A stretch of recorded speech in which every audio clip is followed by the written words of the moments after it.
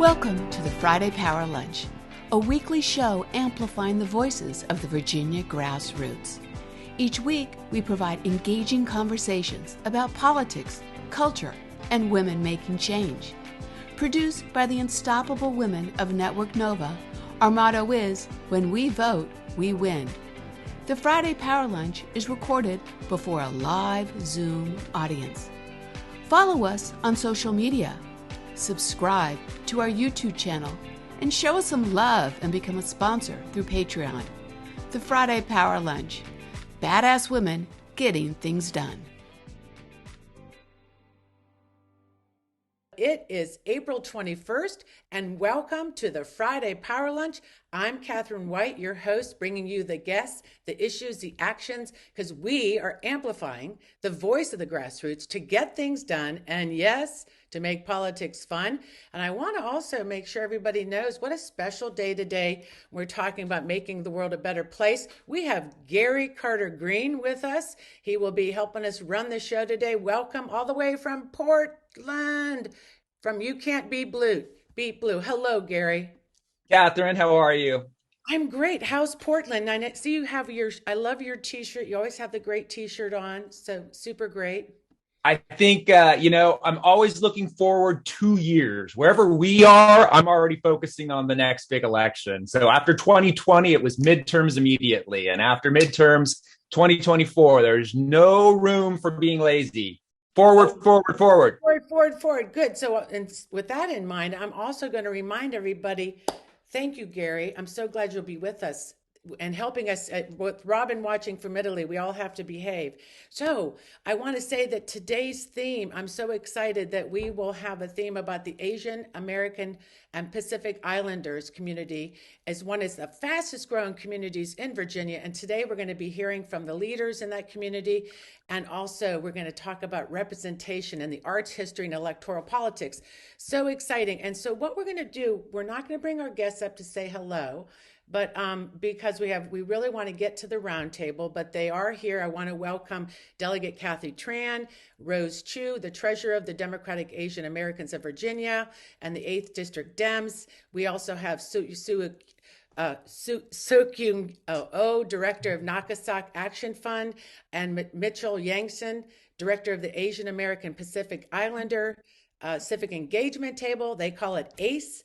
And also we have the poet laureate with us today, Luisa and Gloria. So welcome. And of course, Jean Rossi, our legal pundit, is here today. So super. So, we do this every week. We have the rules of the road. If you see something, say something. Keep our chat really friendly. That would be awesome. And then also stick around for the after chat after 1 o'clock. We like to have a lot of fun, and we like to make sure some of our guests will be able to stay. You can ask questions, and let's make sure we talk in the after chat about what we're doing about climate. And also, if you want to support the show, become a patron of the show. How awesome is that? Throw in $5 or $10 a month, and it keeps our lights on. So we're so glad to see our patrons in the room. Thank you for that. Lastly, I want to do a plug, and we can put that link in the chat, please, about our Women's Summit. July 22nd and 23rd, I want to announce that we have some great sponsors already: Red Wine and Blue, We the People for Education, Swing Left, Sister District. We'll have Nope there, Rural Ground Game, and New Virginia Majority is going to be tabling there because they are the ultimate getting out the vote and really getting into communities and communication. So we're so glad that Tram Nyon will be there as a speaker as well, and Simon Rosenberg from the Hopium Chronicle. So we're really excited about that. So Fennell, do you have time to talk to me? I always have time to talk to you. Let's get right at it. When we talk about freedom and justice, and that melody is being drowned out right now by so much gun violence. I mean, you were just kind of yourself enraged about this yesterday. I'm just going to let you have the floor. Yeah, so thank you for that. So I'm just going to say, Kaylin Gillis in upstate New York turned around in a driveway and was shot and killed. Ralph Yarl, who we've all heard about, was picking up his twin little siblings and rang the doorbell and was shot. And I think what I find so horribly fascinating about this is that after he was shot, because the man actually shot through the screen, then opened the door and then shot him again. that he had to go to 3 doors to actually get some help, of which then he was told to lie down and put his hands up. Now he is doing very well. But then we have Peyton Washington from Texas, who opened the wrong car door. And then she and some of her friends were shot, but she most critically. And then, of course, we just had a few days ago where someone shot a man and his daughter for a basketball that rolled into the yard. So there are all of these different reasons for why this is happening, but these are like the really simple things that we've all done. Someone opened my car door just a week ago. But you just have to ask yourself, what is happening here? And when is it going to change? And this is what I find the most fascinating, that more than 70% of Americans across the country, from an NPR poll, believe that gun violence needs to be tamed and that we ought to have legislation that does that. But what troubles me is, what is it that when it's voting time, when we would have an opportunity to do something about it, that nothing happens? And so I think that there is plenty of wonderful organizations out there, Moms Demand and others, but it's going to take us and our everyday actions and our voices to make change occur, and our young people, because they are actually doing the work. Yeah, no, you're right. And I think, there's this rise in tension and then, exacerbated by people that shouldn't be doing this in the public space, with disinformation, misinformation. And Tucker Carlson on Fox News really has, made this idea about the great replacement theory and has made people, fear and hate spewing from Fox news. I don't know why we call them a news station, truthfully, and we shouldn't. But yeah, it's really so much of that anger is out there. So we want to really try to sort of work on, especially in Virginia with upcoming elections. And we're talking today about voter engagement and how we really reach those communities. And what I love about the guests today, they are really doing the work of being in the communities, because we tell people you can't parachute in.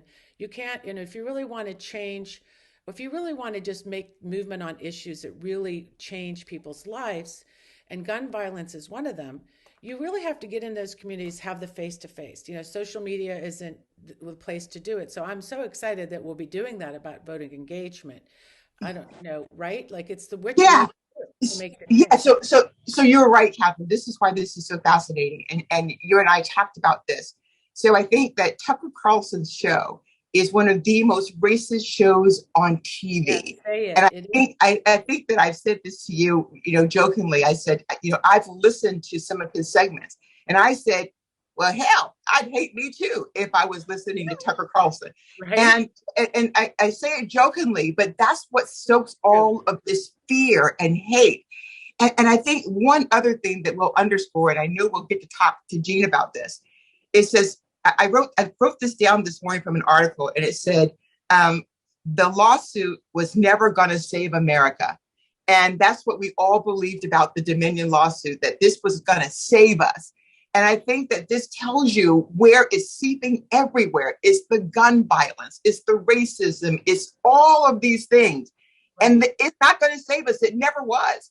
It is organizations like New Majority and others and all of us getting out there that will actually save us. As you said, no one's coming to save us. Well, let's talk real quick about this part. I think it's the accountability part of it that is, we keep, and like you just said, we think that every time this lawsuit could maybe call out the issue going on with misinformation and the election the election misinformation that led to January 6th, really stoking people's fears. And we see in real time that the outcome of that. And I do believe a lot of that rage we're seeing is from a lot of different things, from COVID and isolation and that, but people intentionally built that kind of ugliness and fear in people.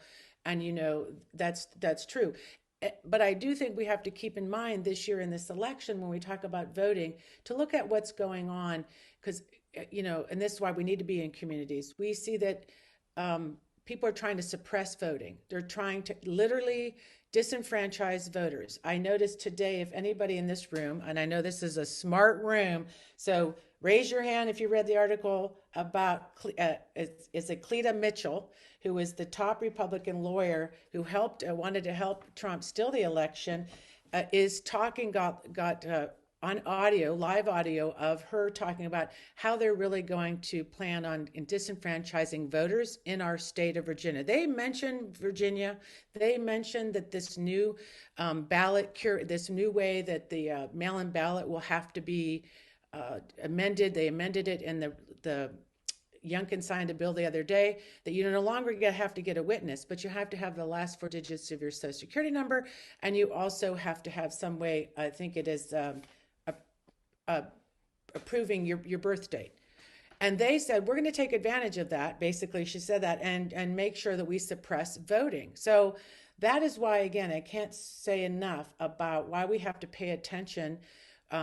Who's looking at these ballots, who will be in charge of the elections this year, because there's really naughty, bad people thinking how they can take people's votes away. And they're going after young people.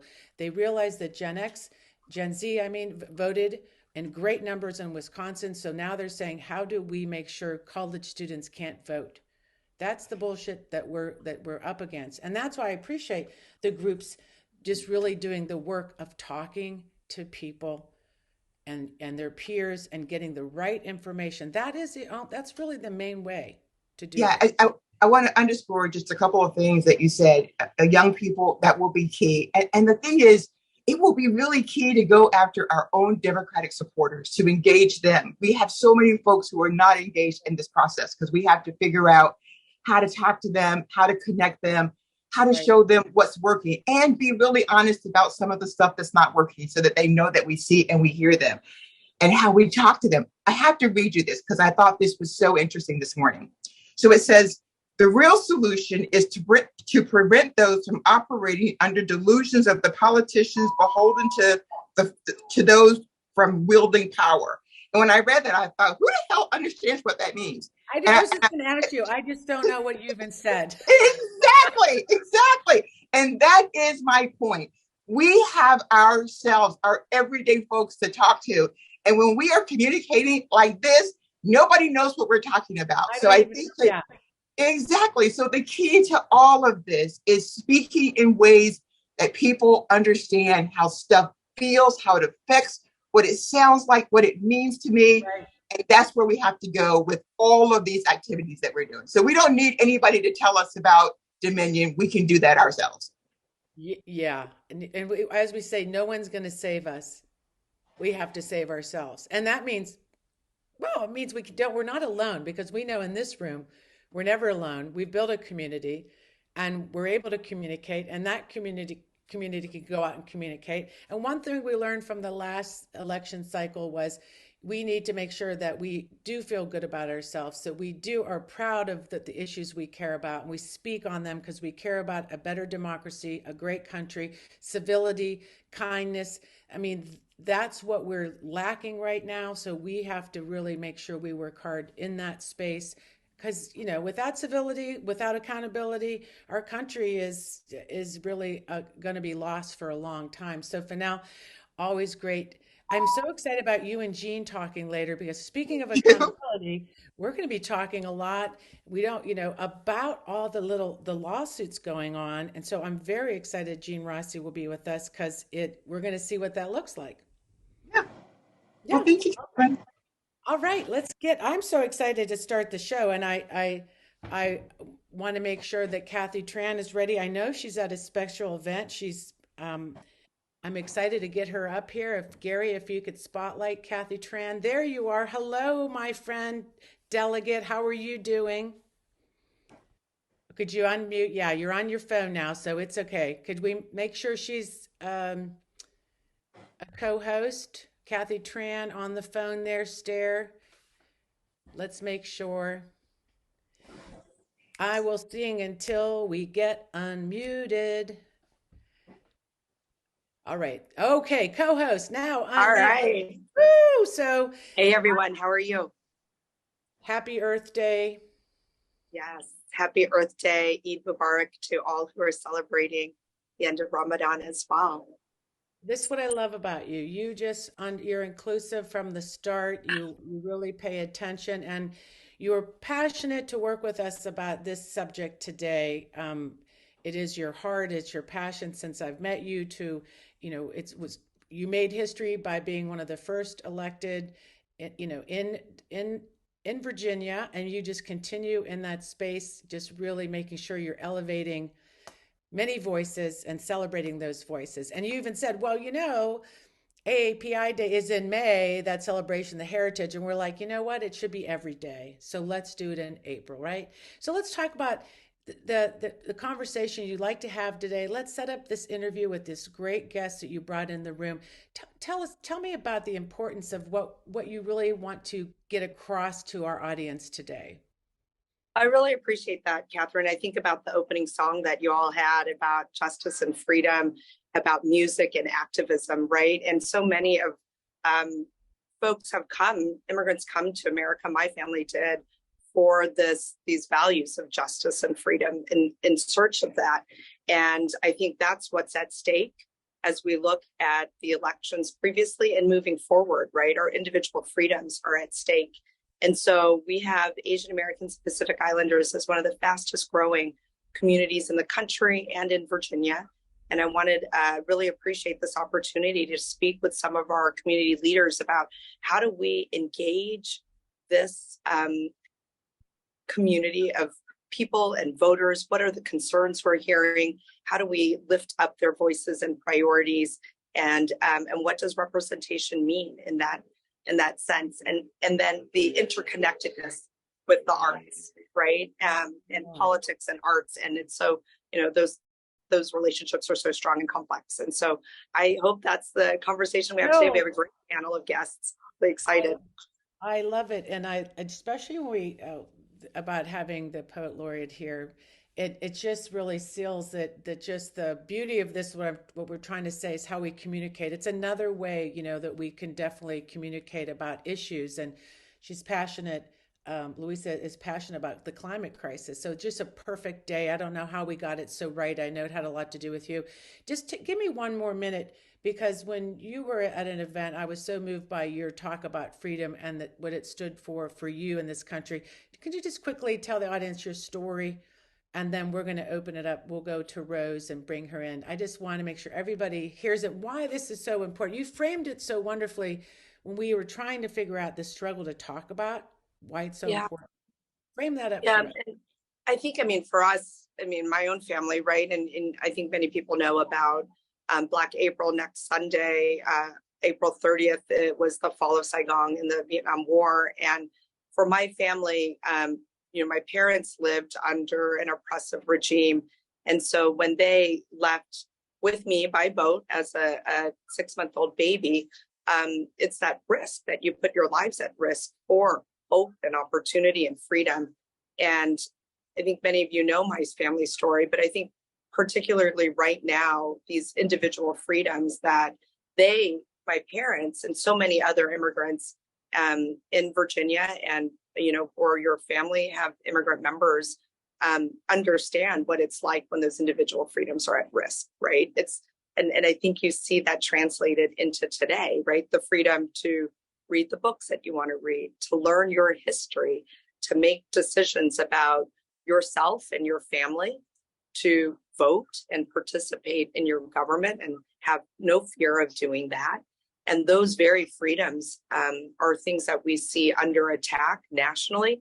And we see them under attack here in Virginia with just even this past legislative session, the actions that, the bills that the Republicans put in to ban books, to, chip away at the rights of LGBTQ youth for being who they are and to be able to live with dignity, for trying to ban abortion, for trying to, regress on the number of voting rights that we have expanded in Virginia and access to the ballot box.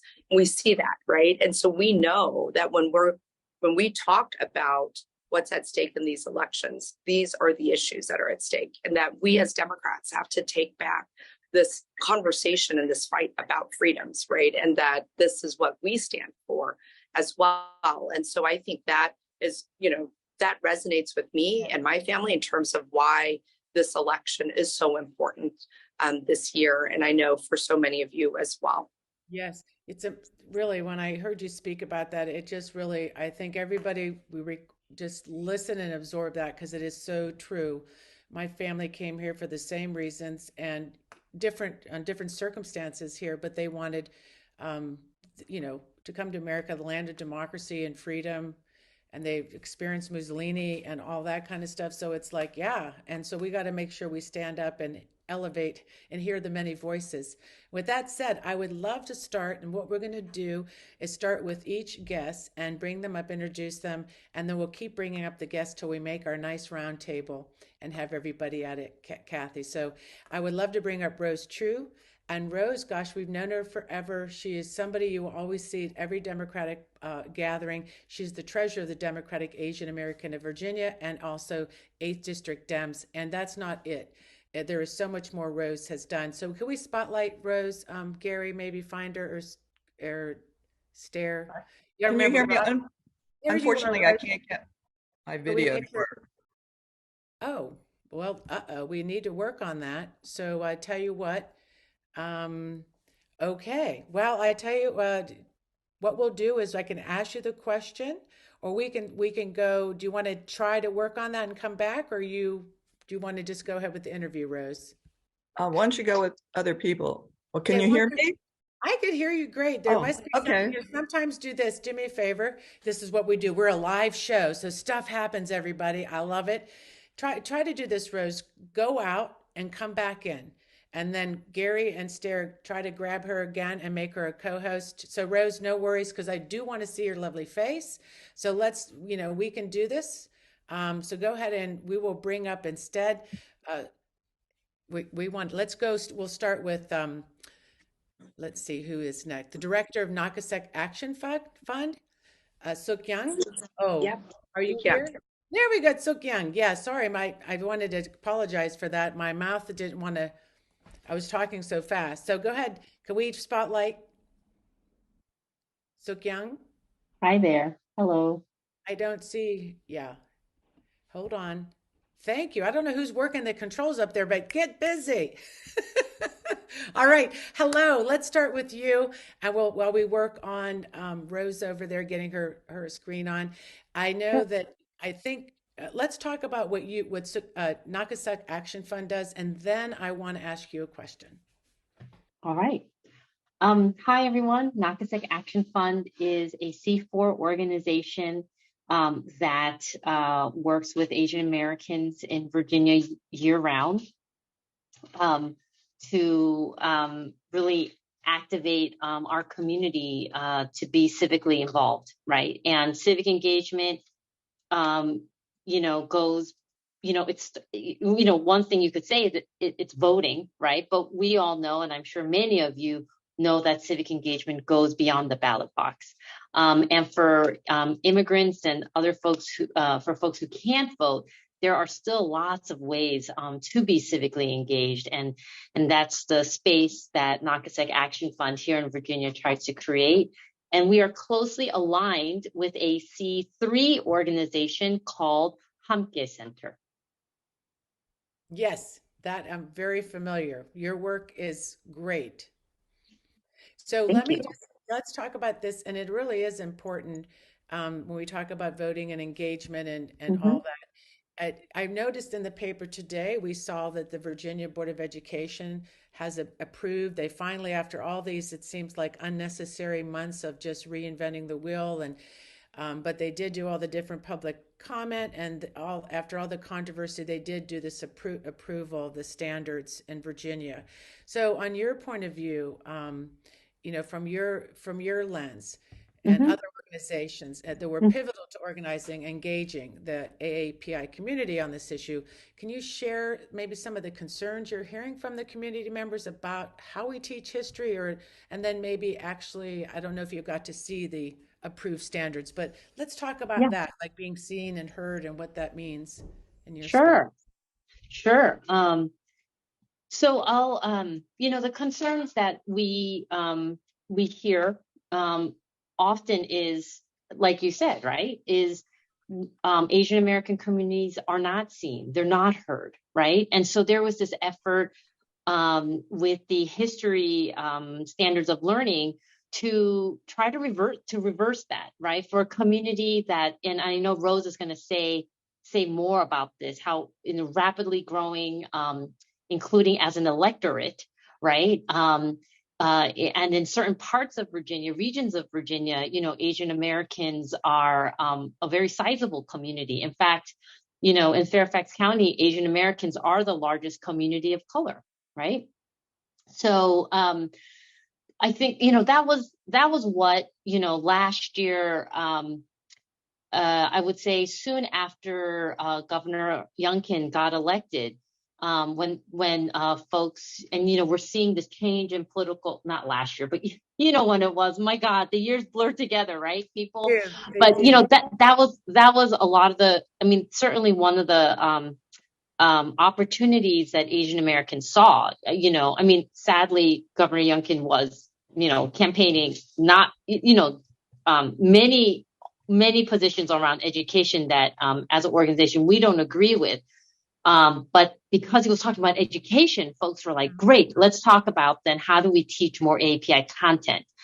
And so, and I think that's what you saw, that's what you will see with these new history standards. They are far from perfect, but, it was, at the end of the day, it was organizing by Humke Center, organizing by the Nakasak Action Fund, by many other partners. We showed up every month at these state board of ed meetings, at the town halls. And there are some significant improvements to how APIs will be taught in the curriculum.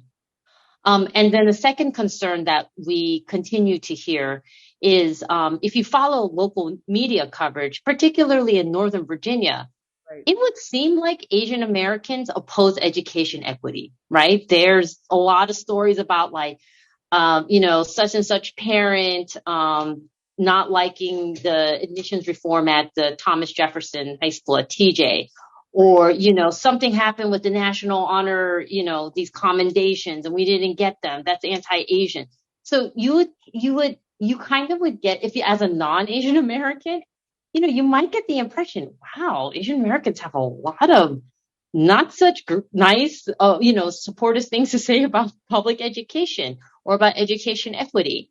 And what I want to say here, because I know that this is, given that there are many folks here who are non-Asian, I just want to be very, very, very clear. Asian Americans, we support public education. There are many of us. I'm a parent in Norfolk, Virginia. Okay, I support education equity. I would say that many of my colleagues who are going to speak today also. And, this idea that we know that each of us come to life with different circumstances, and consequently, we need different kinds of help, to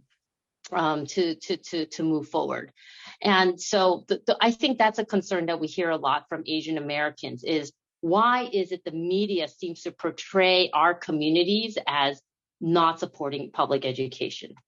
Yes, that's a very interesting question. I don't know, Kathy, do you have a thought on that?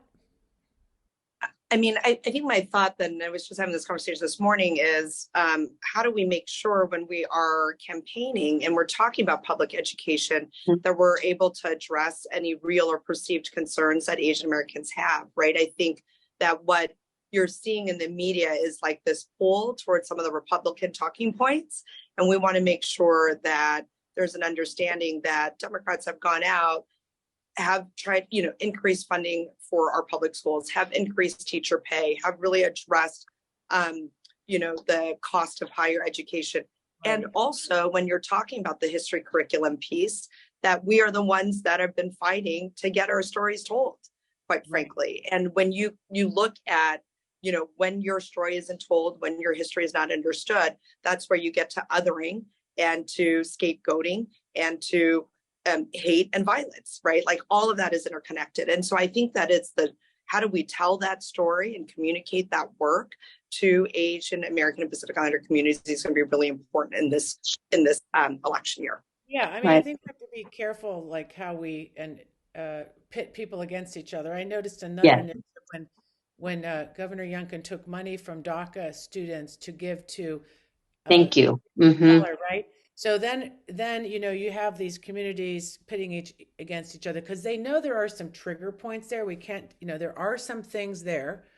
And so then we know people are using these, like Fanel was talking about fear and hate and all that. So there's historical triggers sometimes, and they are happy to try to go there. So what Right. do you? And that's why organizing on the history SOL, you saw a multiracial, multi-faith. I mean, it was a really wonderful coalition of folks that came together. And for many of the Asian American young people and their parents who also, and educators who came out and spoke about keeping truth in education, about teaching histories of Asian Americans, that to be able to do this in coalition meant that their eyes were also open to like, oh, wow, yeah, like Jewish communities are getting screwed in this too. Yeah. This is what they want to teach about Indigenous and about Black communities and about women and labor unions. I don't think so. Truly an attack on any one of us is an attack on all of us. So translating that energy to voting and being involved in electoral politics is really easy, because then people, like, you really get a sense of community, and you get you have a sense of empowerment, like, wow, because I got involved. Right. I made a difference with the history SOLs. Well, and let's talk about young people, and then we're going to get to Rose. I just want to make sure in the last minute here is that how are we engaging young people? They're involved in the process, like you said. I mean, they're the ones sitting in school with, victims of gun violence. They're scared to death. They're the ones that have to sit through these SOLs that are horrible. And so how are we engaging young people in the process? What's your organization? Well, so at Nakasek Action Fund, as well as the Humke Center, I mean, we have a number of opportunities, anywhere from formal internships. I mean, this summer, I have never seen the volume of unsolicited requests from young people who are like, I want to get involved, but I really want a structured place to get involved, right? I mean, some of us need like that, as well as folks just showing up at our monthly community meetings. No, I love that. And I think it's so key. And for us, it's our responsibility to have that place for young people, to have a platform place, because they can't necessarily do that a lot. We have to provide that. And especially if we want them to be engaged in the civic process. I just love what you're doing. So just stay with us if you can. And I would like to bring up Rose, and let's see if her video, I'm hoping while I was talking, somebody was helping Rose with her video. So let's bring Rose up, because she has some interesting data from us, because that's what she does, is that she works on for the Democratic Party and is really identifying those voters. So let's see. Is Rose here? I'm here. Can you hear me? I can hear you. Can we see you? Unfortunately, I couldn't get my picture, but can you bring up the slide?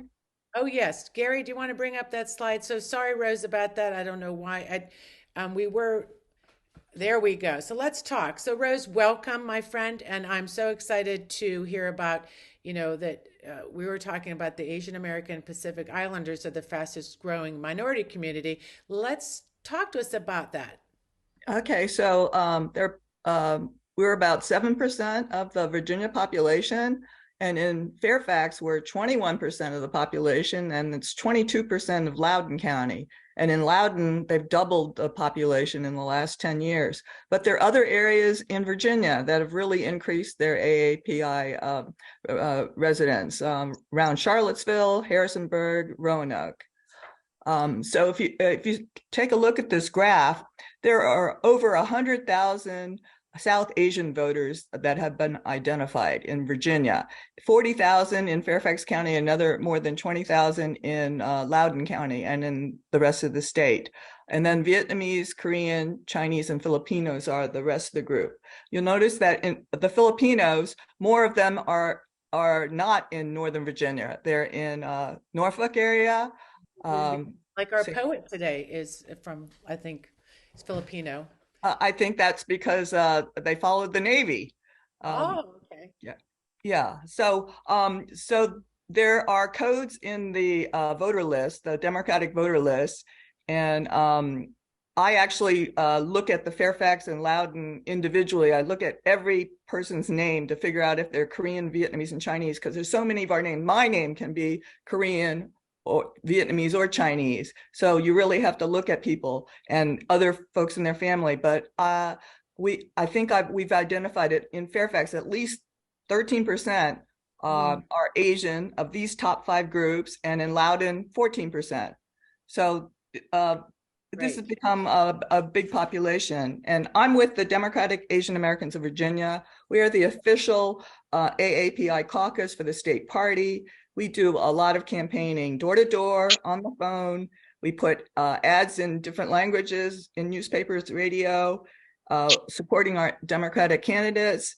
And we also help pay for a Joe Montano Fellow for one of the campaigns every year. Oh, nice. I'm interested in this race coming up. So we know that in some of these races, like in Georgia, the reelection of Senator Warnock, that, you know, some of these activating some areas of these voters really gave some victories to some voters. So with this upcoming election and talking to folks in the AAPI populations, this could make a difference in this election, especially like after we were talking about with the education issues. How do we leverage that? What is the idea about your growth in voter engagement to get out the vote? What does that plan look like for? Oh, just an example, in Loudoun County, there are 3 Asian Indians, 3 running for the Democratic primary in House District 26. So, you know, we're very likely to have a Democratic Asian Indian holding that seat. But we really need to engage these voters.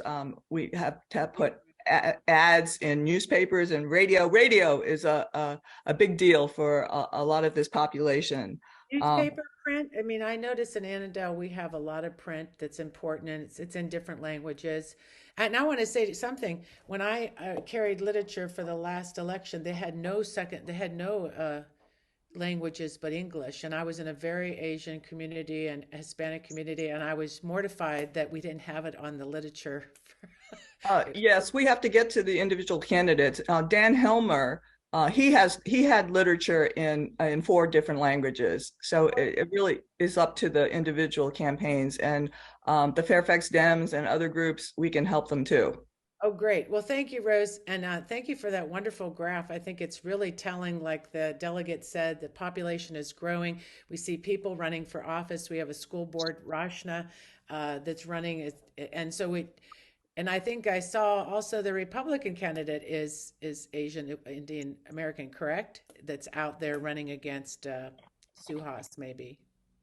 The billionaire. I'm not sure, but anyways. Okay, I digress. Oh, thank you, Rose. So I want to bring up next Mitchell. Very excited to talk to Mitchell Yangson, director of the Asian American Pacific Islander Civic Engagement Collaborative of the New Virginia Majority. Mitchell, I'm so excited to have you here, and because this is what we always like to say, you can't parachute into a community. This is what you know. Let's talk about that, about your ongoing work, how you build that trust, and how you do that year round, and why it's so critical. Thank you, Catherine. Really do appreciate this. And thank you, Delegate Tran, for inviting me to speak today. So ACE, as all of you have heard, stands for the Asian American Pacific Islander Civic Engagement Collaborative. Historically, maybe around like 2017, 2016, pre-pandemic, right? We were working with various local AAPI groups that were rooted in specific communities to get out the vote amongst these communities that have largely been historically, and I would argue even today, have been largely ignored by both political parties in general. So, for example, pre-pandemic, we were working with folks like Prio Bangla, BPSOS, to target and engage with like the Vietnamese American community, South Asian community, and so on. Mm-hmm. But I think that when the pandemic hit, I think all of us here um, the nature of the work has changed, right? And when you're doing year-round organizing, you can't wait for the government to come in and deal with these issues that are affecting folks in their daily lives. So during the pandemic, we saw that, when it happened to like access to vaccines, rising rents, evictions, and so on.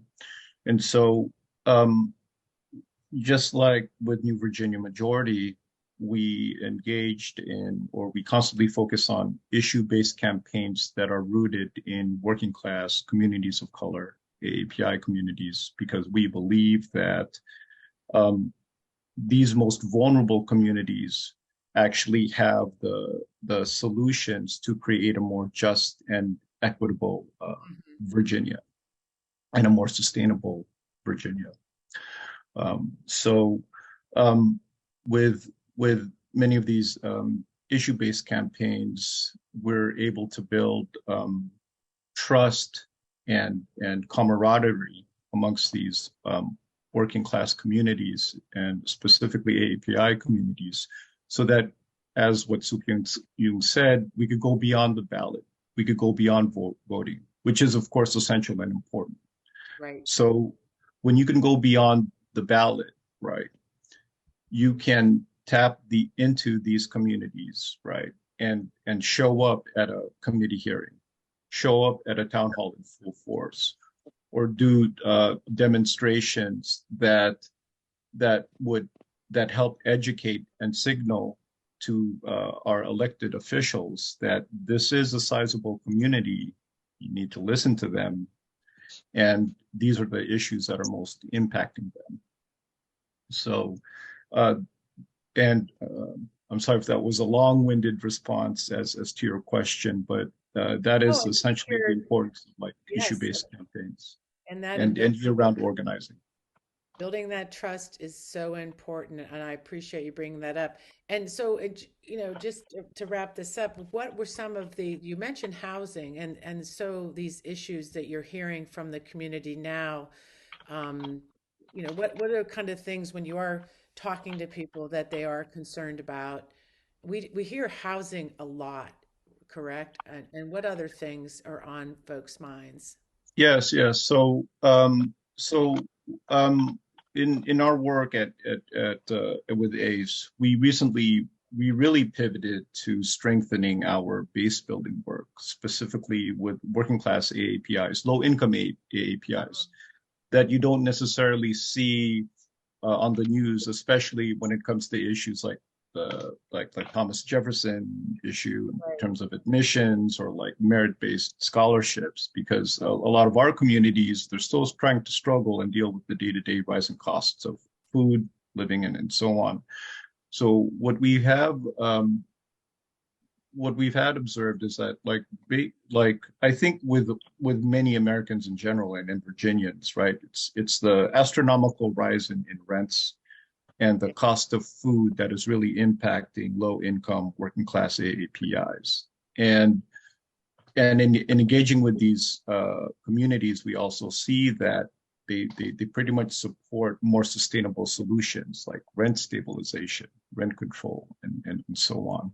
Right. And then in terms of like issues, I do want to comment that although that our community is growing, and we're more and more playing a significant role in politics. As you can see, I think it was last year or earlier this year where a lot of AAPIs got that anti-Joe Biden mailer that was specifically geared towards Asian Americans. I got that, even though if they saw my van record, my voter scorecard, they know that I wouldn't have been responsive to that. But it just goes to show that even the other side is recognizing the electoral significance, the electoral power of AAPIs. So, yes.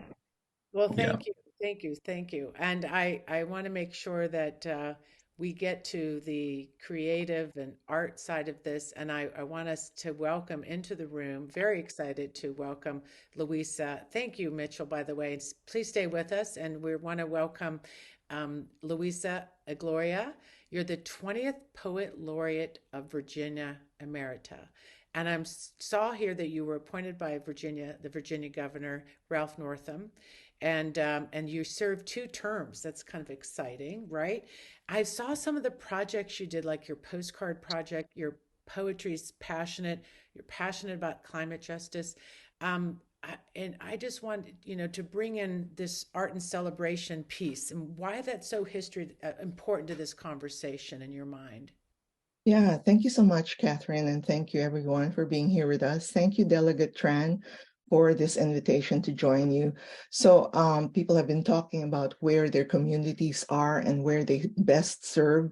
So I guess my main face-to-face arena is really in the classroom alongside students. And this is where I think part of my goal is not only to teach the subjects of literature and writing, but also to try and encourage students to reimagine their future, our futures, and the possibilities that are open to them and to tell their stories. So some of these things I took with me into my recent term as Poet Laureate of the Commonwealth. I did serve only 1 term. It's a 2-year term.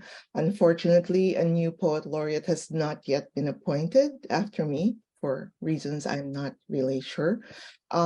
Anyway, to answer your question in part, though I might be more conversant in terms of literature and creative writing, my observation is that many of our young people especially are really eager to tell their stories, to tell the stories of their families, their communities, their sense of history from the ground of their own lived experience. So I was very fortunate to be able to do some projects that I hope tap into some of that energy. And when we look around us, there's really been an explosion of stories that look at not only the current complicated state of our world, but they do that through the lens of our experiences as AAPIs. So they do this both through traditional as well as graphic storytelling. There's a lot of exciting stuff being made in the field of graphic memoirs, graphic novels, even poetry.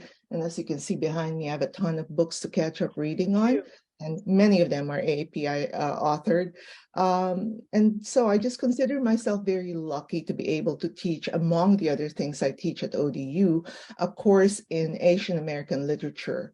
And I'm still sometimes surprised. I mean, it's 2023, and I still encounter students who, before taking my class, have never heard, for some reason, about Japanese American internment. And so it's still kind of mind-boggling. And so we know there is still a lot of work to do. And I know that we've seen so many big wins in the field of cinema, the films that have won awards, Michelle Yeoh, Kei Kwan's History-Making Oscar Award, her History-Making Oscar Award, and so many other artists. But I do want to say also that arts and creative writing and all forms of art really are very important. The relationship between art and politics, even to just basically a sense of current events, has always been strong. And Asian American artists and writers have never been far from. In fact, they have always been right in the heart of many movements for social justice and advocacy.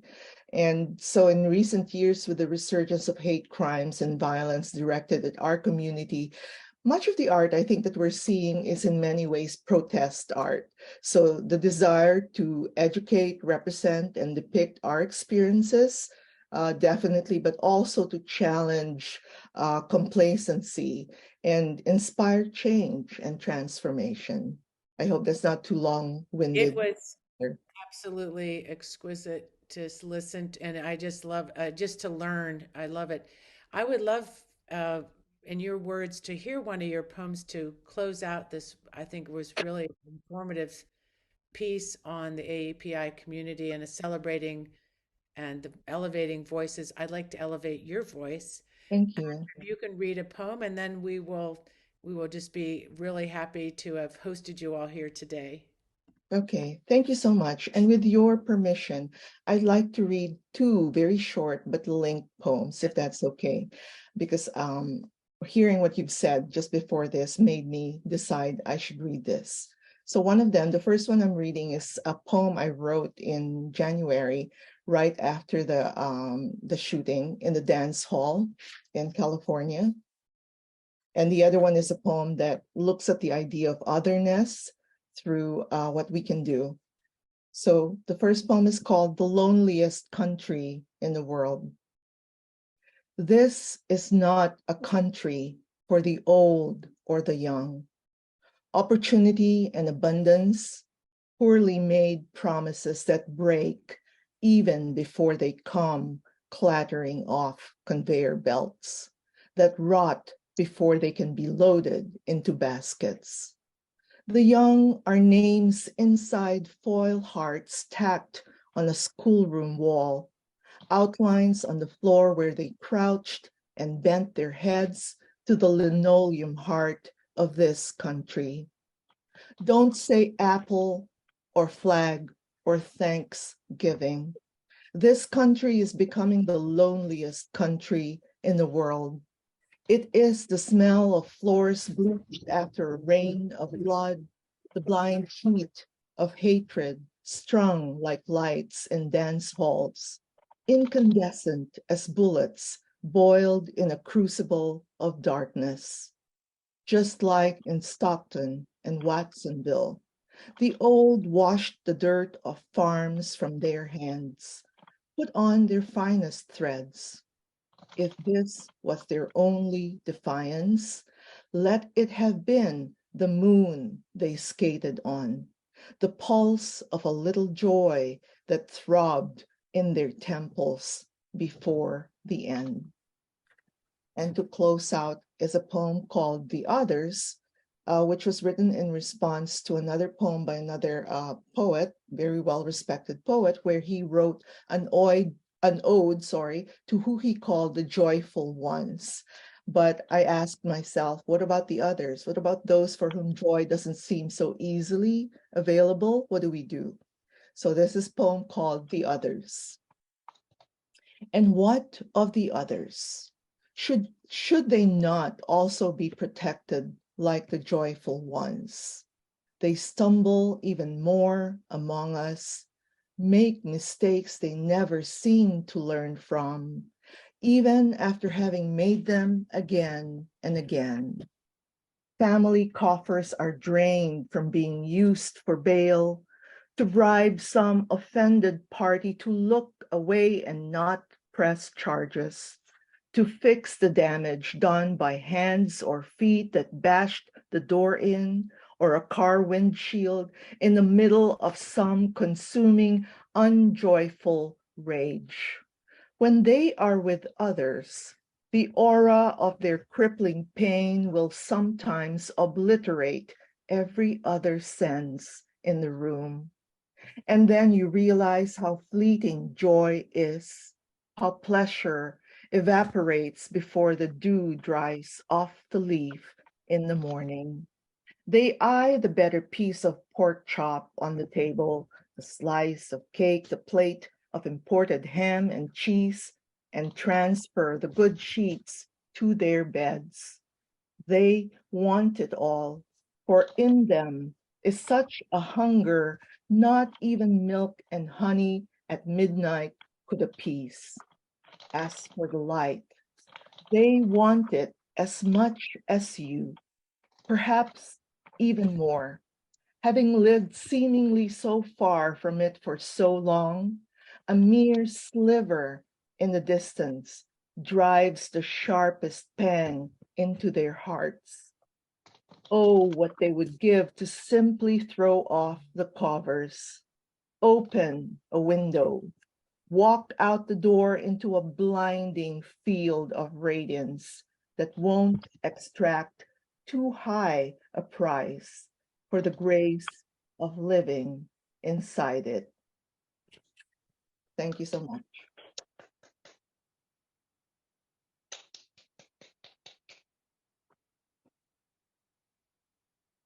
Thank you so much. Sorry, I was muted. That was just amazing. The room, you just had me just really listening to every word. Thank you so much. We appreciate that panel. I just want everybody to give the round of applause. And Fennell, I want to call you up. Let me make sure I can add the spotlight. There you are. That was amazing. That was beautiful. That was fantastic. And I think it's so important to round out with Jean, because when I think about justice and what's going on, there's no better legal pundit to talk about what we're seeing, and what we hope for is accountability, freedom and justice. We need accountability under the law. Could we bring in Jean Rossi? Jean, I am so glad. I hope that was amazing. Am I right? That was wow. Yeah, that was pretty fantastic. And so, one of the things I thought about this is that we all learned something here. So, Jean, you're going to get to talk to us about a lot of somethings. So, I'm gonna, first off, I'm really choked up right now, Luisa. That the others poem. Yes. My grandparents came from Italy, all four of them. Sadly, they passed. I've told Catherine this. Sadly, they passed before I was born. But when you mentioned Korematsu, that broke my heart. It's one of the worst Supreme Court cases ever. And for those who don't know about it, in 1944, Luisa mentioned this case.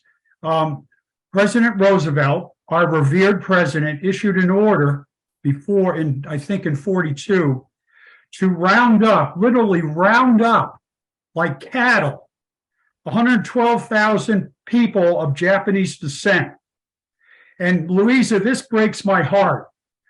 Of the 112,000, 80,000 were born in the United States. Luisa, they were born here.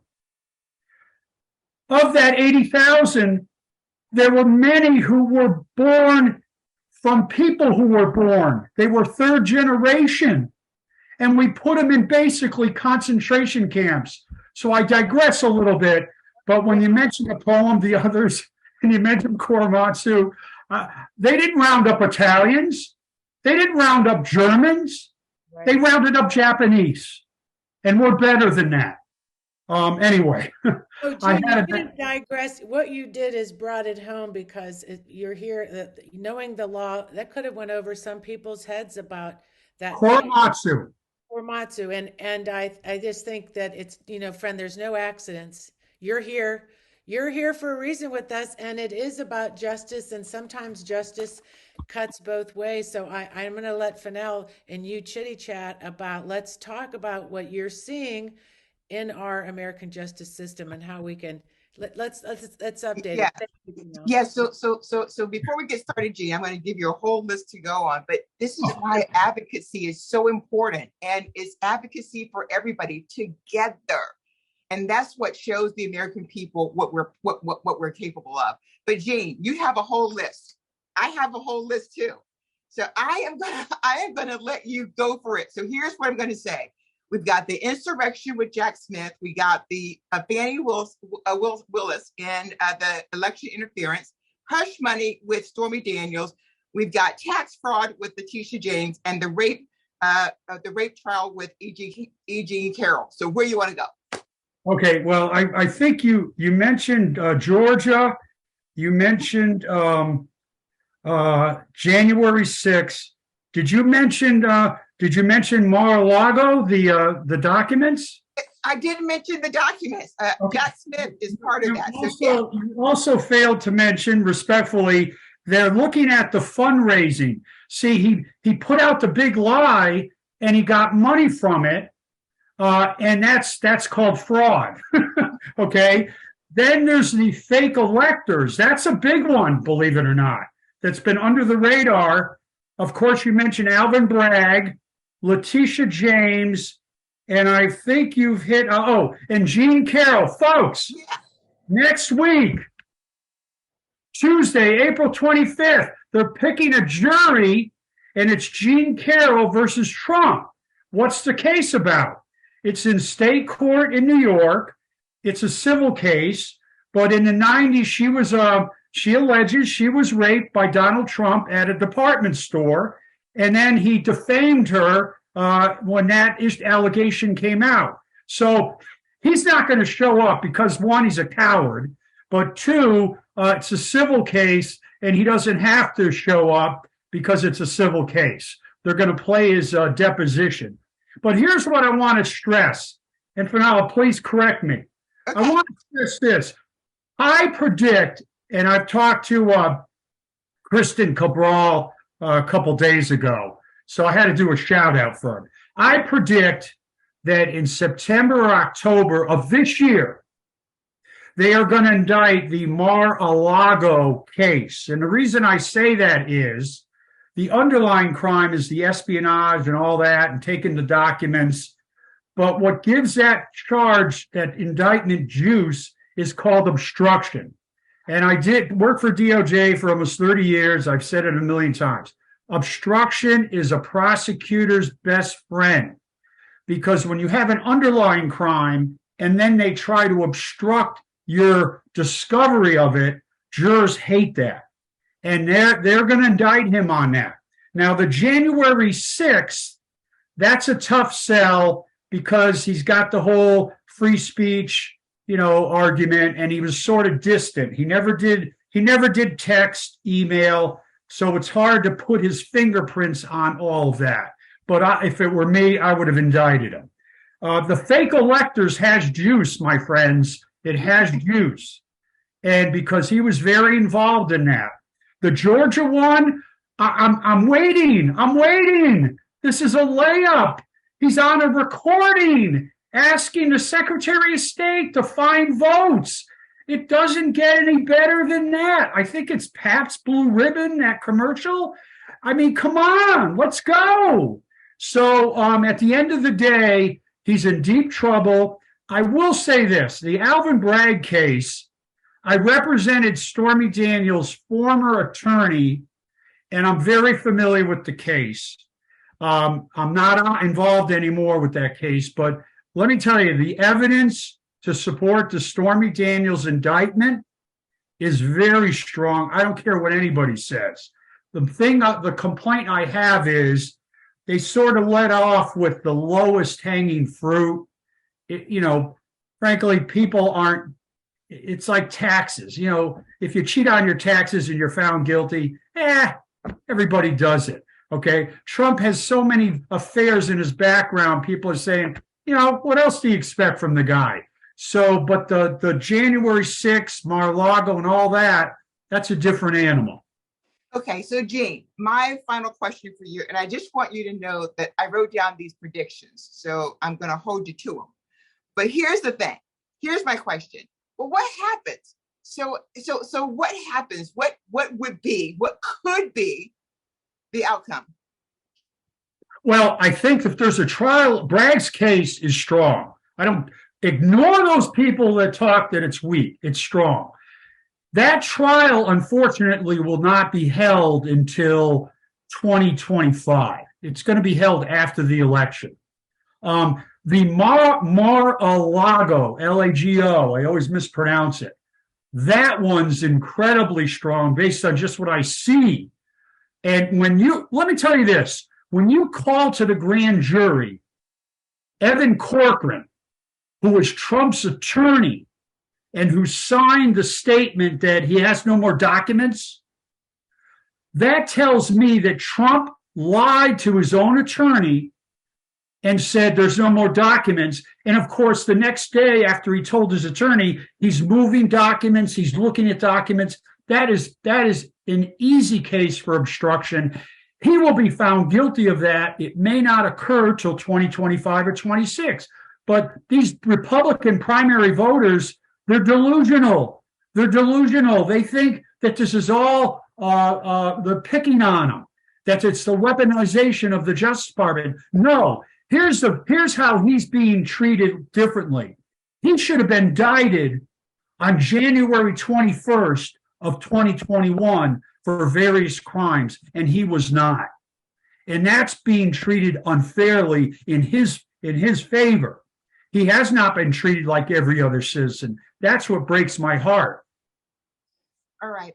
So Catherine's going to come on in. She might have a question for you. What is it? Catherine, do you have any questions for Gene? I think he sort of laid the law of the land. Yeah, just tell me when to start popping popcorn, Gene, and I'm coming over and we're going to sit and watch. We're going to watch it happen. I mean, I think a lot of us. Are we going to are we going to get intoxicated when we do that? No, I hope not. I want to be aware. I know I'm thinking really it's so important accountability for, I think a lot of times what people are feeling is without accountability, people are losing faith in the justice system. And that's kind of the point of this. And, sometimes I wonder, and then the wrong people, like we've seen, or not the wrong people, but it's always the low level people that will go to jail. Those people maybe even further turned in prison. They may come out worse, and we don't know. But the people at the top, the pillow guy, Mike Flynn, they're out there still making nonsense. But the pillow guy, now his lawsuit, somebody got $5 million after Mr. Pillow Guy, right? Because he. And the guy who called him out on his bet was a Trumpster. So, I mean, the pillow guy's facing legal liability on defamation. But I want to say this. Yes, it's go ahead. going to take time. It's going to take time. But I always believe that in the end, people get what they deserve. And Donald Trump, in the end, the Bragg thing was a start. But here's the good news about Bragg. It has sort of embarrassed, shamed, and emboldened the Jack Smiths and the Letitia James and the prosecutor Willis in Fannie Willis, I think her name is, in Georgia. So they now know, okay, the sky's not going to fall if you indict Trump, but they have the stronger cases. They have much stronger cases. And I got to end again by repeating, the Mar-a-Lago case is a slam dunk. Right. So I have one final question for Gene. So I hear you, and I'm actually not going to eat popcorn. I'll be really sad, but what I will be happy about, to your point, is that no one is above the law, and if we're going to be the country that we say we are, that must hold true. But my final question for you is this: what about Clarence Thomas? If you can give me that in 60 seconds, I would really appreciate it. All right, I'll give it to you in 30 seconds. Okay, perfect. Nothing is going to happen to Clarence Thomas for one reason. The rules on ethics do not apply to members of the Supreme Court. They write and enforce their own ethics. They are kings and queens. Nothing will happen to him unless he gets a moral compass and does what Abe Fortas did. Abe Fortas resigned because he took $20,000 for a speaking fee. And he resigned because he didn't feel right about it. Clarence Thomas is not going anywhere. No. Thank you for that. Thank you. It is very disappointing. Right. And I have to say, there's a great, if anybody wants to read it, Heather Cox Richardson wrote a great piece about the case I spoke earlier with Cleta Mitchell and talking about trying to disenfranchise voters. It's a great piece. But what she says, what she feels and what she sees going on, Gene, I don't know if you agree, that there's a movement. She really feels that there is a movement with some disgust out there with what's happening. They see Clarence Thomas. It's so apparent. All these other cases are so out loud and apparent that the public is saying, this isn't right. We really are seeing so much of it that I think maybe there is some movement where I want that accountability. I'm going to give you some more good news. Right. In 2024, November 2024, we have three great issues now. One, we have the abortion issue. That goes without saying. Two, we have the gun issue. We now have three, it's ethics and integrity on the Supreme Court. Because when we allowed Trump, and I got to repeat this, we allowed Trump to get elected in the Electoral College. He appointed three justices. So it matters who is reelected or elected in November of 24, period. Period. It does. Thank you for that strong ethical ending, Gene. I wish you a great weekend, my friend, and my paisan. Hey, yeah. Great. Yeah, I know. I feel it. Thank you. Also, I want to round up the show today. Thank you, Gary Carter Green. You can't beat blue. I hope you did okay with us today. Did you feel okay? You made it. Thank you. Anyways, let's round up this. There you are, Gary. Yeah, let's round up the show together. You can stay with me. I want to thank our guests, Jean Rossi, we just heard, our legal pundit, Rose Chu, Sookyung Oh, Mitchell Yangson, Delegate Kathy Tran, and Luisa Gloria for that glorious poetry that I think will just get me my spirit up and elevated. Thank you all for making the world a better place today and elevating the many voices. And we wish you well in May for the Asian American Pacific Islander Heritage Month. Keep on the celebration. As we say, keep the party going year round and let your freedom and justice shine in this room. And everybody in this room, do something that if this show inspired you, do something, say something, show up. That would be awesome. And making sure everybody could hear me. Okay, thank you. I feel like Gary's screen was frozen. I got worried I was frozen. Okay, if you want to, like the show, become a patron, and let's get to the other side. Oh, and thank you to Manjula, Amber, and Julie Galdo for increasing your support. That's great. That's why Robin's in Italy, that little support, she's going there buying espresso today, after she's watching the show. So we wish her well. She'll be back this weekend. We miss her. And thank you to the team, Fennell Norton, Robin Warner, Esther Calhoun, Heidi Dragneff, Dennis Orsinger, Michelle McKinney, Laura Martinez, and our wonderful concierge extraordinaires, Julie Gatto, Alvina McCall, Sally Renholt, especially for keeping the show going. All right, everybody, let's get to the other side. Gary, if you want to play the video, and then we'll see.